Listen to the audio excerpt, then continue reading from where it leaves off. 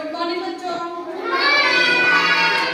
आज हम एक कहानी सुनने वाले हैं। क्या सुनने वाले हैं? और उस कहानी का नाम है दो मित्र और एक भालू। क्या नाम है कहानी का? ठीक है, चलो आप सभी बच्चे ध्यान से सुनना, ठीक है। अमन और चमन अच्छे मित्र थे। क्या नाम हुआ दोनों मित्रों का? एक दिन जंगल में होकर कहीं जा रहे थे। एक दिन वो जंगल के रास्ते से कहीं जा रहे थे। कौन जा रहे थे? अमन और चमन। रास्ते में उन्हें एक भालू दिखाई दिया। कौन दिखाई दिया? वह उनकी तरफ आ रहा था। भालू जो है वो अमन और चमन की तरफ आ रहा था। अमन तुरंत भागकर पास के पेड़ पर चढ़ गया। अमन कहाँ चढ़ गया? पेड़ पर। चमन को पेड़ पर चढ़ना नहीं आता था। अमन तो पेड़ पर चढ़ गया भालू को देखकर, लेकिन चमन को तो पेड़ पे चढ़ना ही नहीं आता था। पर उसने सुना था कि जानवर मरे हुए लोगों को कुछ नहीं करते। उसने क्या सुन रखा था कि जानवर जो है वो अगर कोई इंसान मरा हुआ है तो वो उसका कुछ नहीं कर सकते, है ना। इसीलिए वह स्थिर होकर जमीन पर लेट गया। स्थिर रहना मतलब बिना हिले डुले ऐसे के ऐसे जमीन पर लेट गया, है ना। उसने मतलब अपनी सांस को रोक लिया ताकि वो हिले भी और चुपचाप ऐसे लेट गया, भालू को ये दिखाने के लिए कि मैं तो मरा हुआ हूँ।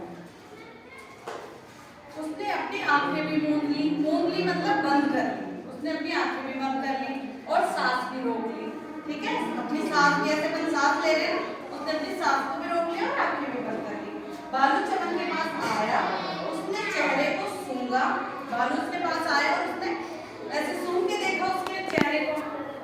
उसे लगा कि वह मर चुका है। उसको क्या लगा भालू को? वो मर चुका है। और भालू आगे बढ़ गया। और भालू कहाँ चला गया? आगे बढ़ गया।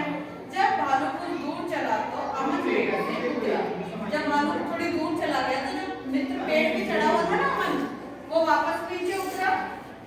उसने चमन से पूछा, भालू तुम्हारे कान में क्या कह रहा था? अब उसको अमन को क्या लग रहा था पेड़ पे बैठे बैठे कि भालू तो इसके कान में जरूर कुछ बात कह रहा है। तो पूछते हैं कि क्या कह रहा था भालू तुम्हें? चमन ने जवाब दिया, उसने कहा कि स्वार्थी दोस्तों से दूर रहो। चमन ने क्या जवाब दिया?